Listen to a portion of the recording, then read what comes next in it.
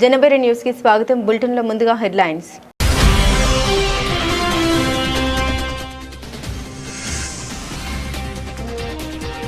Population management పై అసెంబ్లీలో చర్చించిన CM Chandrababu.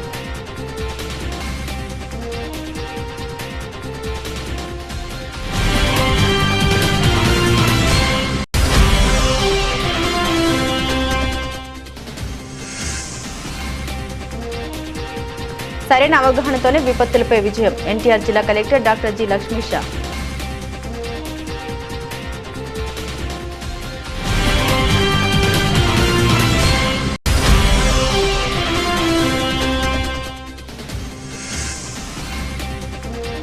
ఆత్మవిశ్వాసంతోనే మహిళా సాధికారత. Shop MD S Bharani.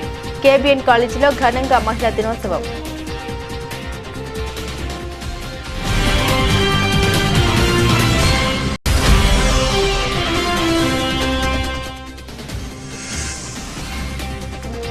TIDCO ఇళ్లపై అసెంబ్లీలో మంత్రి నారాయణ ప్రకటన. ఉగాది నాటికి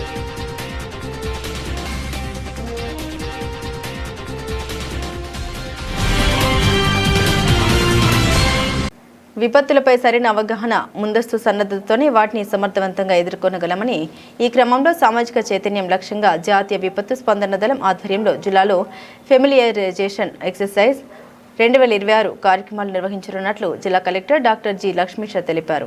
గురువారం కలెక్టరేట్ శ్రీ పింగళి వెంకయ్య సమావేశ మందిరంలో ఎన్డీఆర్ఎఫ్ ఫార్మెక్స్ 2026 పై కలెక్టర్ డాక్టర్ జి లక్ష్మీషా అధ్యక్షతన సమన్వయ శాఖల జిల్లా స్థాయి అధికారుల సమావేశం జరిగింది. ఈ సమావేశంలో కొండపావులూరు ఎన్డీఆర్ఎఫ్ 10వ బెటాలియన్ ఇన్స్పెక్టర్ భూపేంద్ర కుమార్ సారథ్యంలో బృంద సభ్యులు పాల్గొన్నారు.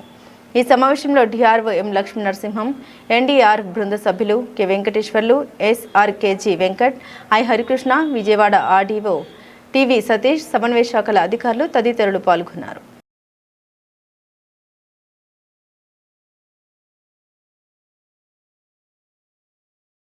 ఏపీ శాసనసభలో పాపులేషన్ మేనేజ్మెంట్ పాలసీపై ముఖ్యమంత్రి నారా చంద్రబాబు నాయుడు కీలక ప్రకటన చేశారు.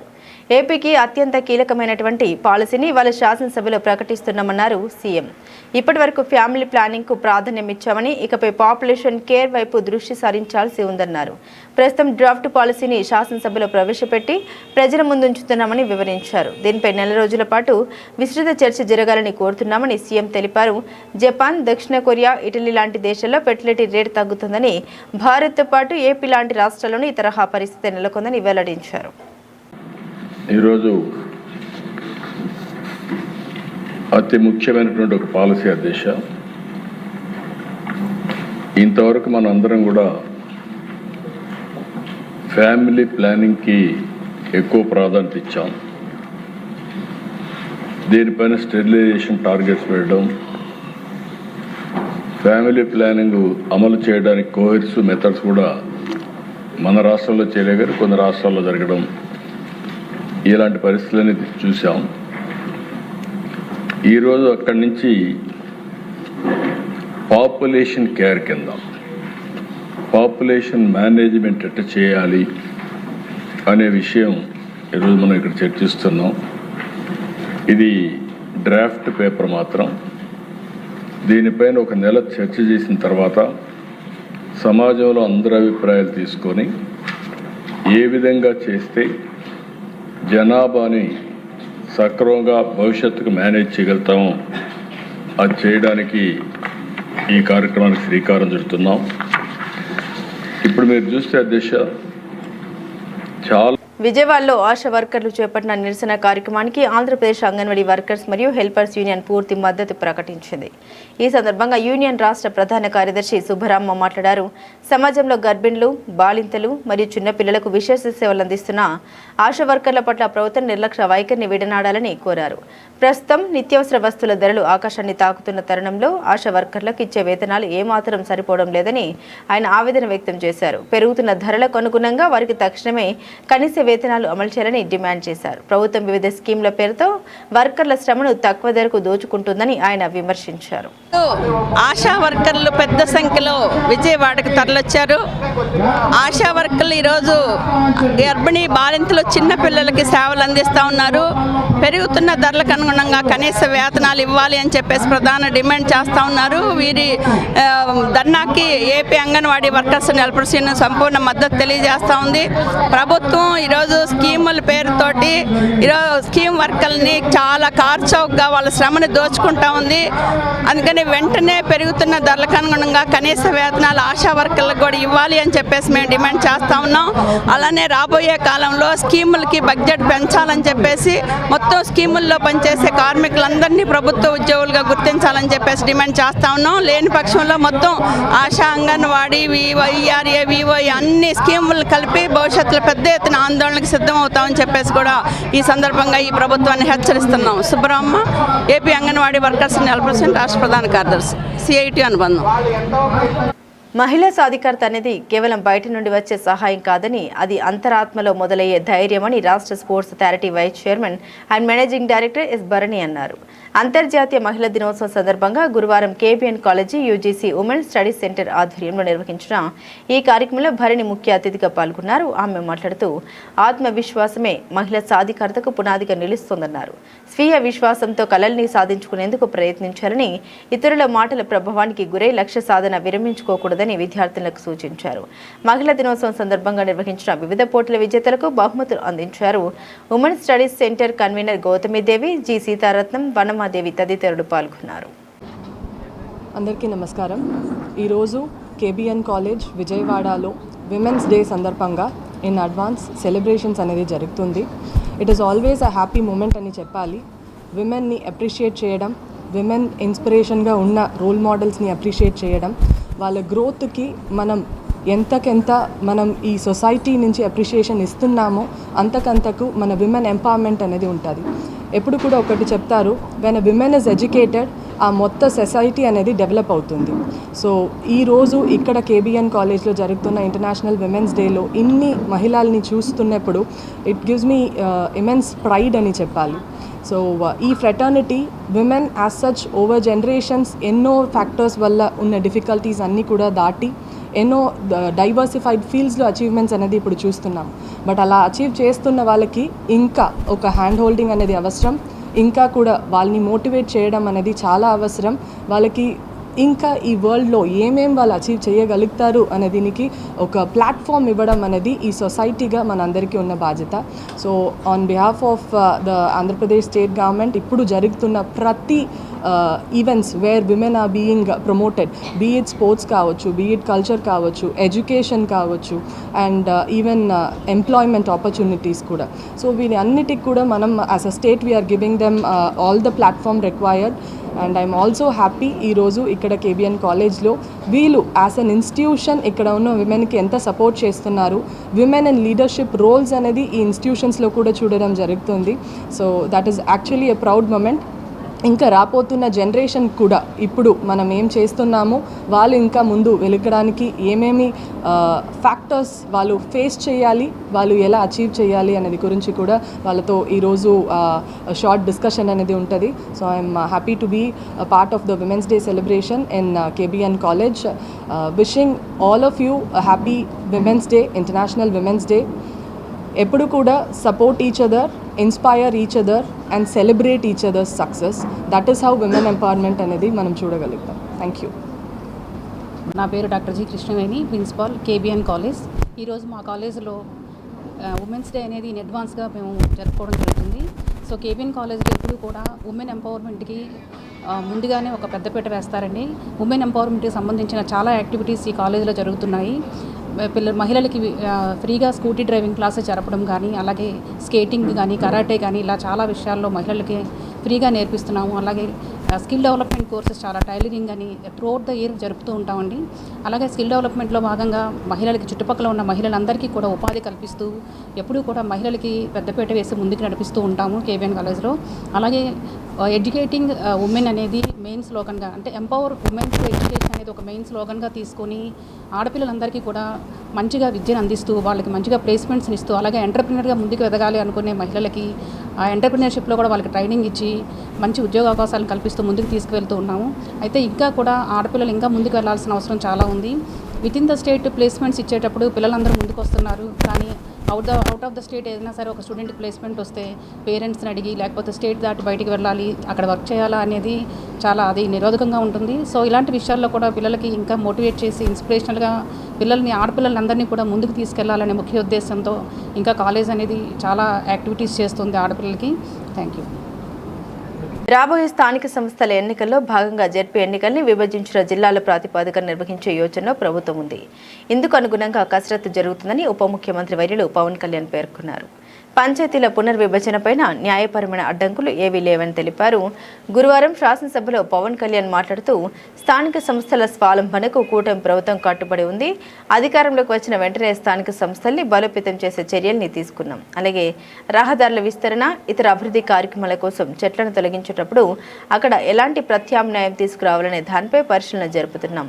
పర్యావరణ ప్రేమికుడిగా ఈ విషయంలో అన్ని వైపులా ఆలోచించి పచ్చదనాన్ని కాపాడేందుకు చర్యలు తీసుకుంటాం. కేవలం చర్యలు తీసుకోవడమే కాదు, భవిష్యత్తులోనూ చెట్లను, వృక్షాలని సంరక్షించేలా బలమైన చట్టం తీసుకొచ్చేందుకు గాను ఆలోచిస్తున్నాం. ఇది కఠినంగా అమలు చేస్తేనే పచ్చదనానికి భరోసా దొరుకుతుందన్నారు. ముఖ్యంగా బాగా ఒక 140 సంవత్సరాలు 100 సంవత్సరాలు బాగా ఎదిగిన చెట్లని రోడ్ల విస్తరణ కోసం వాటిని తీసేస్తూ ఉంటాం. చాలా బాధ కలుగుతుంది అధ్యక్షుడి. పర్యావరణ ప్రేమికుడిగా నాకు కూడా మీలాగే చాలా బాధ కలిగిస్తుంది. ప్రత్యేకించి ఇందాక మన సుందరపు విజయ్ కుమార్ గారు కూడా మీ ఆధ్వర్యంలో మొదటి నాటారని చెప్పారు. ఇది ఖచ్చితంగా దీనికి ఒక పాలసీ అయితే తీసుకొస్తాం అధ్యక్షుడు. ఎక్కడికైనా దీన్ని ఒక సామాజిక బాధ్యతగా, ఒక పర్యావరణం మన సంరక్షించుకునే బాధ్యతగా దాన్ని ఖచ్చితంగా మీకు ఒక 1 monthలో దీన్ని ఒక ప్రాపర్ పాలసీకి ఎలా తీసుకొచ్చి ఆల్రెడీ దాన్ని చేస్తాం అధ్యక్ష. దాన్ని మీ దృష్టికి మీకు తెలియజేస్తాం, గౌరవ సభ్యులందరికీ మీ ద్వారా తెలియజేస్తాం. It will be taken forward. AgriGold సంస్థ ఆస్తుల్ని వేలం వేసి బాధితులకు న్యాయం చేయాలని సిపిఐ నాయకులు ప్రభుత్వాన్ని డిమాండ్ చేశారు. గతంలో 20,000 రూపాయల లోపు ఉన్న బాధితులకు కొంతమేర న్యాయం జరిగిందని, ప్రస్తుత ప్రభుత్వం అధికారంలోకి వచ్చిన తర్వాత కూడా 2 ఏళ్లు గడుస్తున్న మిగిలిన బాధితులకు ఇంకా పూర్తి స్థాయిలో న్యాయం జరగలేదని ఆరోపించారు. విజయవాడ అలంకార ధర్నా చౌక్ వద్ద AgriGold customers and agents welfare association చేపట్టినటువంటి దీక్షలు 4వ రోజుకు చేరుకున్నాయి. 32 లక్షల మంది బాధితుల పక్షాన నిలబడి పోరాడుతున్నామని అసోసియేషన్ నాయకులు ముప్పాల నాగేశ్వరరావు ఆవేదన చెందారు. సామాన్య ప్రజలు తమ కష్టార్జితాన్ని పిల్లల భవిష్యత్తు కోసం పొదుపు చేసుకుంటే నేడు వారు రోడ్డున పడే పరిస్థితి రావడం దురదృష్టకరమని తెలిపారు. దీనికి ప్రభుత్వమే బాధ్యత వహించాలని ఆయన విమర్శించారు.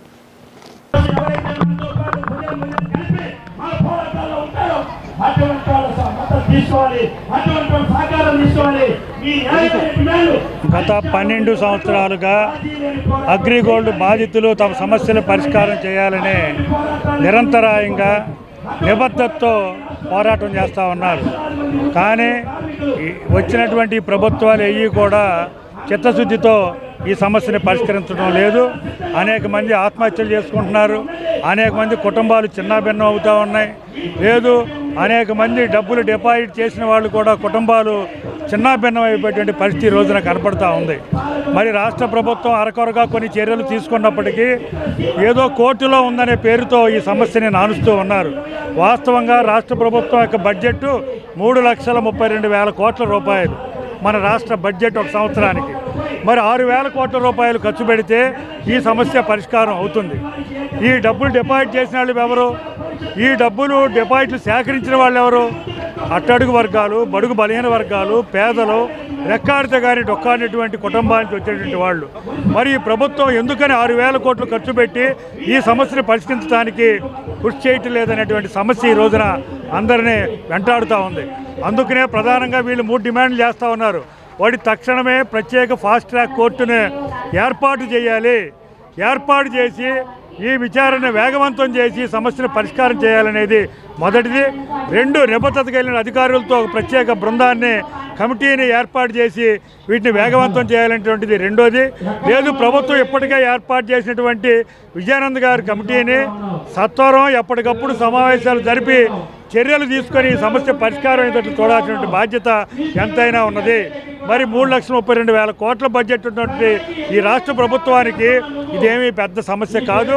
అందువల్ల ఎప్పటికైనా కానీ చంద్రబాబు గారు చొరవ తీసుకొని మరి లక్షలాది మంది డిపాజిట్దారుల యొక్క సమస్యల్ని పరిష్కారం చేయమని, తద్వారా వాళ్ళ కుటుంబాలు నిలబెట్టమని ఈ సందర్భంగా మేము సిపిఎం పార్టీ తరఫున, అదే రకంగా అగ్రిగోల్డ్ బాధితుల తరఫున కూడా డిమాండ్ చేస్తూ ఉన్నాం. ఎంతో చిత్తశుద్ధితో మరి నిబద్ధతతో ఆందోళన చేస్తున్నటువంటి వీరందరికీ కూడా మా పార్టీ తరఫున వారందరికీ ధన్యవాదాలు తెలియజేస్తూ, వారు చేసే పోరాటానికి భవిష్యత్తులో మా పార్టీ పూర్తి మద్దతునిస్తుందని ఈ సందర్భంగా తెలియజేస్తూ ఉన్నాం.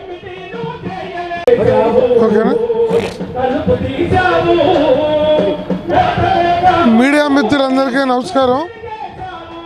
AgriGold customers and agents welfare association మన రాష్ట్రంలో 19.5 లక్షల మంది, మొత్తం 32 లక్షల మంది ఆకలి చావులకు గురి కాకుండా, ఆత్మహత్యలకు గురి కాకుండా అగ్రిగోల్డ్ కంపెనీ యాజమాన్యం చేసిన నిలువ దోపిడీ నుండి వారి డిపాజిట్లు వారికి ఇప్పించడానికి చేస్తున్న పోరాటం మొన్న జనవరి నాటికి 12వ సంవత్సరంలోకి వచ్చింది.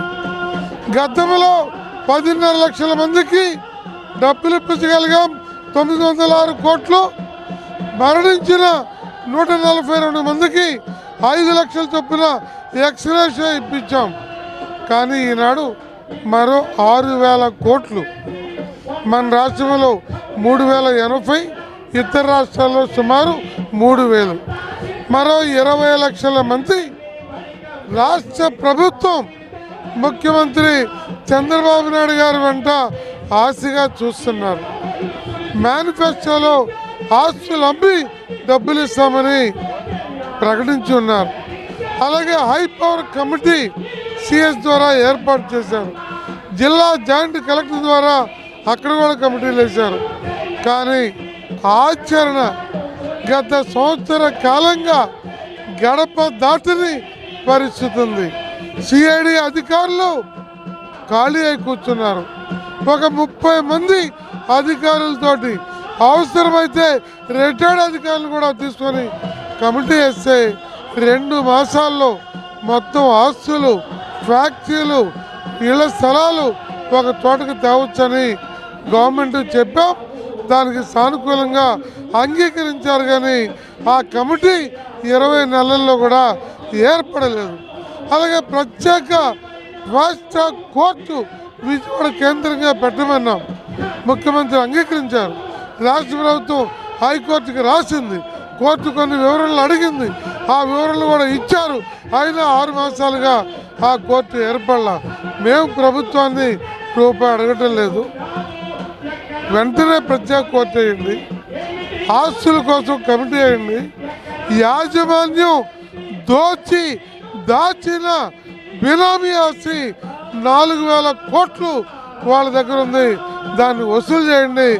యాజమాన్యం వచ్చి మా ఆస్తులు అమ్మండి, సహకరిస్తామనే విధంగా మీరు కఠిన చర్యలు తీసుకోకపోతే ఈ ప్రభుత్వం మీద ఉన్న విశ్వాసం ఈ 20 లక్షల మంది కూడా పోతుందని హెచ్చరిస్తూ శాసనసభ తక్షణమే ఈ అంశాన్ని జోక్యం చేసుకొని ఈరోజు రేపట్లో పరిష్కరించాలని కోరుతున్నాం. విజయవాడ నగరంలో పేద మధ్య తరగతి ప్రజలకు నాణ్యమైన వైద్యం అందడం లేదని కార్పొరేట్ హాస్పిటల్స్ లో మెడికల్ మాఫియా ఇష్టానుసారంగా వ్యవహరించడంతో పాటు అతి తక్కువ ధరకు జనరిక్ మెడిసిన్ అందుతున్న ఈ సమయంలో 1,000 రూపాయలు ఖరీదు చేసే మందులు ఇవ్వడం చాలా దారుణమని సిపిఐ నగర కార్యదర్శి జి కోటేశ్వరరావు ఆవేదన వ్యక్తం చేశారు. విజయవాడ నగరంలో మెడికల్ మాఫియా ఆగడాలపై ఉన్నతాధికారులు జోక్యం చేసుకుని ప్రజల ఆరోగ్యానికి భద్రత కల్పించాలని డిమాండ్ చేశారు. విజయవాడ నగరంలో మెడికల్ మాఫియా, ఫార్మా మాఫియా ఆగడాలకు వ్యతిరేకంగా సిపిఎం రాష్ట్ర కమిటీ పిలుపులో భాగంగా సిపిఐ నగర కమిటీ ఆధ్వర్యంలో సింగ్ నగర్ పైపుల రోడ్లో వినూత్న రీతిలో నిరసన చేపట్టారు. మెడికల్ మాఫియా ఆగడాల్ని ప్రజానాట్య మండలి కళాకారులు వీధి నాటక రూపంలో ప్రదర్శించారు.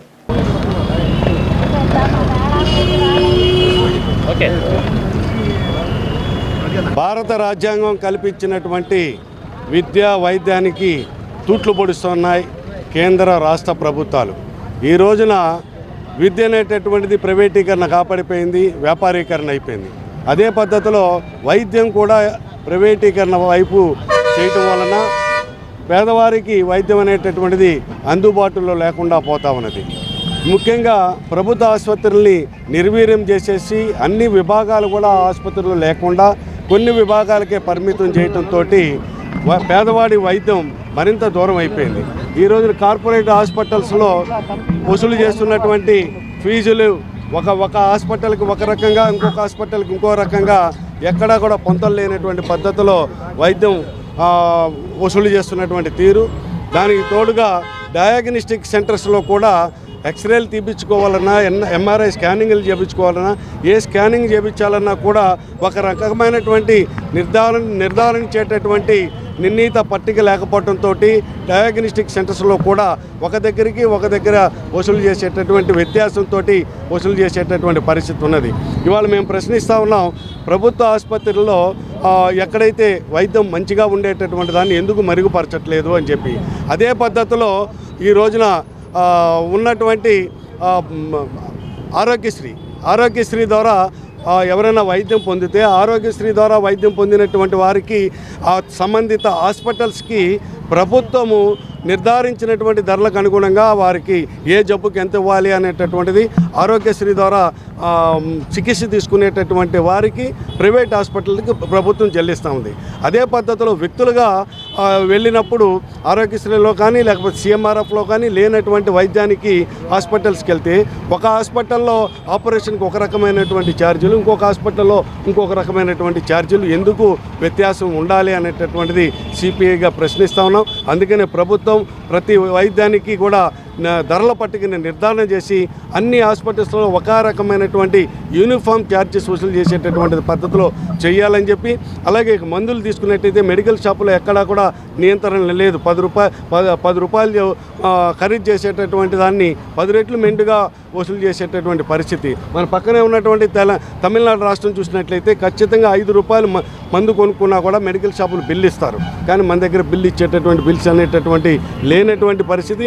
హాస్పిటల్స్లో డాక్టర్స్ కూడా జనరిక్ మందులు ఉంటే జనరిక్ మందులకి తక్కువ ధరలకు వచ్చేటటువంటి జనరిక్ మందులు రాసేటటువంటి పరిస్థితి లేకుండా 100 రూపాయలు ఖర్చు అయ్యేటటువంటి ఖరీదైనటువంటి మందులు ఇవ్వటం అనేటటువంటిది ఒక మాఫియాగా ఉన్నటువంటిది. కొంతమంది ఆ రకంగా చేస్తున్నటువంటి విధానం వలన పేదవారికి వైద్యం మరింత దూరం అవుతున్నటువంటి పరిస్థితిలో భారత కమ్యూనిస్ట్ పార్టీ ఆధ్వర్యంలో ఈ మెడికల్ అలాగే ఫార్మసీ చేసేటటువంటి మాఫియాన్ని అరికట్టాలని ప్రభుత్వం తక్షణం వాటిపైన చర్యలు చేపట్టాలని చెప్పి సిపిఐగా డిమాండ్ చేస్తాం.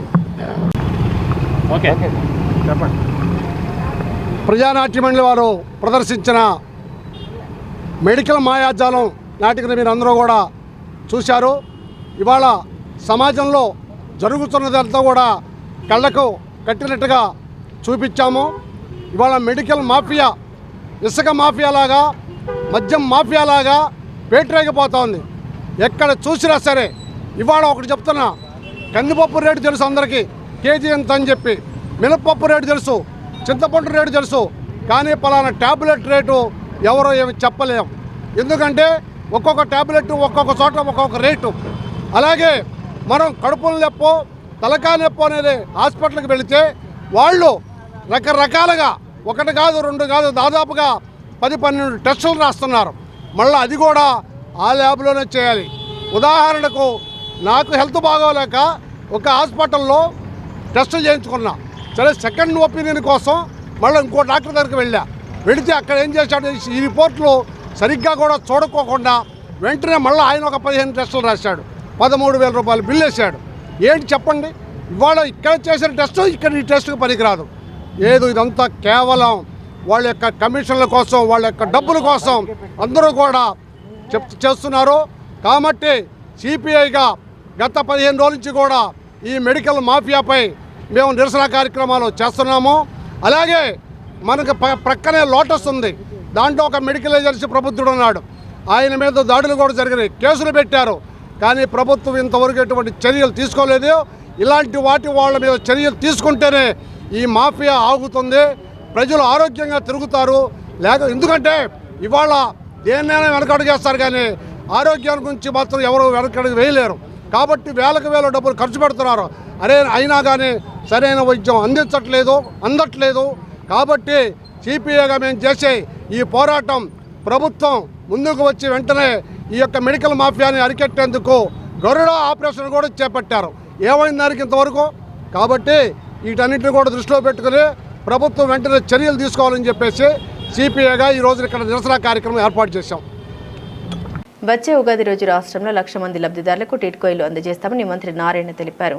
జూన్ నాటికి టిట్కోయిలను పూర్తి చేయడంతో పాటు 2028 కల్లా ప్రజలందరికీ సురక్షితమైన త్రాగునీరు అందించేలా ప్రణాళికాబద్ధంగా ముందుకెళ్తున్నామని మంత్రి తెలిపారు. గౌరవ ముఖ్యమంత్రి గారి సలహాలు సూచనతో పురపాలక మరియు పట్టణాభివృద్ధి శాఖ ద్వారా ప్రజలకు విస్తృతంగా మెరుగైన సేవలు అందిస్తున్నామని అన్నారు. శాసనసభలో సాధారణ బడ్జెట్ డిమాండ్స్పై చర్చ సందర్భంగా తన శాఖకు సంబంధించిన వివిధ అంశాలపై మంత్రి వివరణ ఇచ్చారు. ఈరోజు మున్సిపల్ అడ్మినిస్ట్రేషన్కి 14,538.68 కోట్లు బడ్జెట్ అలాట్ చేసినందుకు ముఖ్యమంత్రి గారికి ప్రత్యేకంగా ధన్యవాదాలు తెలియజేస్తున్నాను అధ్యక్ష. ఈరోజు మన రాష్ట్రంలో అర్బన్ పాపులేషన్ 36% ఉంది. 2047కి అది 60% అది అవుతుందని అంచనాతో ఈరోజు మున్సిపల్ శాఖ ఈ యొక్క మున్సిపాలిటీలో కావాల్సిన బేసిక్ ఇన్ఫ్రాస్ట్రక్చర్ మొత్తాన్ని యాక్చువల్గా ఈరోజు వర్క్ చేస్తూ ముందుకు తీసుకుపోతుంది అధ్యక్ష. ఎక్కడైనా స్థానిక సంస్థలలో ప్రజలు కోరుకునేది ఫస్ట్ చక్కగా ట్రీట్మెంట్ వాటర్ ఇవ్వాలని, తర్వాత సాలిడ్ వేస్ట్ అంటే ప్రతిరోజు ఇంటి నుంచి, కమర్షియల్ కాంప్లెక్స్ల నుంచి, హోటల్స్ నుంచి, మార్కెట్స్ నుంచి, స్కూల్స్ నుంచి, హాస్పిటల్ నుంచి వచ్చే చెత్తని బయటికి పంపించాలని, అదేవిధంగా యూజ్డ్ వాటర్ బాత్రూమ్స్లో కానీ, టాయిలెట్స్లో కానీ, కిచెన్లో కానీ వాడిన వాటర్ని ట్రీట్ చేసి బయటికి పంపించాలని, రెయినీ వాటర్ ఎప్పటికప్పుడు బయటకు వెళ్ళాలని, అదేవిధంగా చక్కటి రోడ్లు, చక్కటి లైట్లు, అదేవిధంగా ప్రతి ఒక్కరికి హౌసెస్ ఉండాలని, అదేవిధంగా markets, burial grounds, community halls, parks, play grounds, hospitals, schools కోరుకుంటారు అధ్యక్ష. వీటన్నిటిని దృష్టిలో పెట్టుకుని ఈరోజు మున్సిపల్ శాఖ వర్క్ చేస్తుంది. అదేవిధంగా బడ్జెట్ కూడా యాక్చువల్గా అలాట్ చేయడం జరిగింది అధ్యక్ష. ఇప్పుడు డ్రింకింగ్ వాటర్ తీసుకుంటే సంవత్సరం అధ్యక్ష, ఈరోజు మన రాష్ట్రంలో మొత్తం యాక్చువల్ అధ్యక్ష 54,98,000 కనెక్షన్స్ కావాలి అధ్యక్ష. ఆ కనెక్షన్స్ చేయాలంటే 3,083 MLD వాటర్ని యాక్చువల్గా ఇవ్వాల్సి వస్తుంది. దానికి ఈరోజు ఉండేది 38.48 లక్షల కనెక్షన్స్ ఉన్నాయి. అంటే 2,100 MLD వాటర్ని సప్లై చేస్తున్న అధ్యక్ష, ట్రీటెడ్ వాటర్. అయితే బ్యాలెన్స్ 16.5 లక్షల కనెక్షన్స్ కావాలి. అంటే 983 MLDల వాటరు ట్రీట్ చేసి ఇవ్వాల్సిన అవసరం ఉంది అధ్యక్ష. దానికి గాను ఈరోజు అమృత స్కీములో 6,524 కోట్లు, అదేవిధంగా ఏషియన్ ఇన్ఫ్రాస్ట్రక్చర్ ఇన్వెస్ట్మెంట్ బ్యాంక్లో 2,465 కోట్లు, UIDF 1లో 1,504 కోట్లు పెట్టి టెండర్లు పిలిచేసాం అధ్యక్ష. వర్క్ టేకప్ చేశారు. అదేవిధంగా UIDF 2లో టెండర్లు పిలుచున్నాయి అధ్యక్ష. రేపు 17వ తేదీ ఓపెన్ చేస్తున్నాం. మొత్తం ఎన్ని వరిస్తే 11,937 కోట్లతో డ్రింకింగ్ అంటే ప్రతి ఇంటికి సర్ఫేస్ వాటరు, ట్రీటెడ్ వాటర్ ఇచ్చేటట్టుగా చేయాలని గౌరవ ముఖ్యమంత్రి గారు ఇచ్చిన ఆదేశం ప్రకారం యాక్చువల్గా ఇవన్నీ టేకప్ చేసాం అధ్యక్ష. ఇవన్నీ కూడా 2 సంవత్సరాలు పడుతుంది. మార్చి 2028కి పూర్తయ్యేటట్టుగా ప్రణాళిక రచింది అధ్యక్ష. అయితే ఇక్కడ ఒక విషయమే అధ్యక్ష, ఏషియన్ ఇన్ఫ్రాస్ట్రక్చర్ ఇన్వెస్ట్ బ్యాంక్లో 2,000. బులెటిన్ ముగించే ముందు హెడ్లైన్స్ మరోసారి.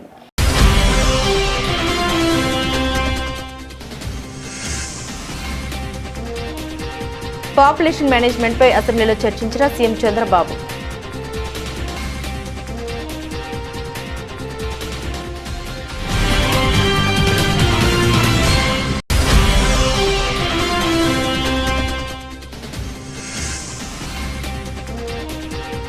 సరైన అవగాహనతోనే విపత్తులపై విజయం. ఎన్టీఆర్ జిల్లా collector doctor G Lakshmisha.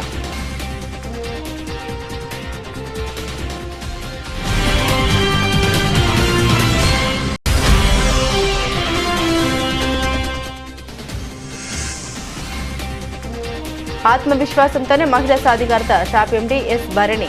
KBN కాలేజీలో ఘనంగా మహిళా దినోత్సవం.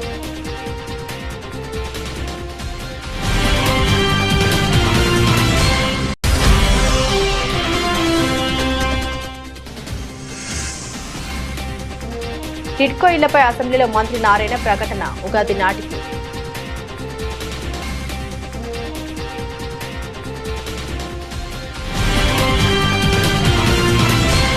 ఇవి బులెటిన్లోని విశేషాలు. తిరిగి మరో బులెటిన్తో మళ్ళీ కలుసుకుందాం. అంతవరకు సెలవు. నమస్కారం.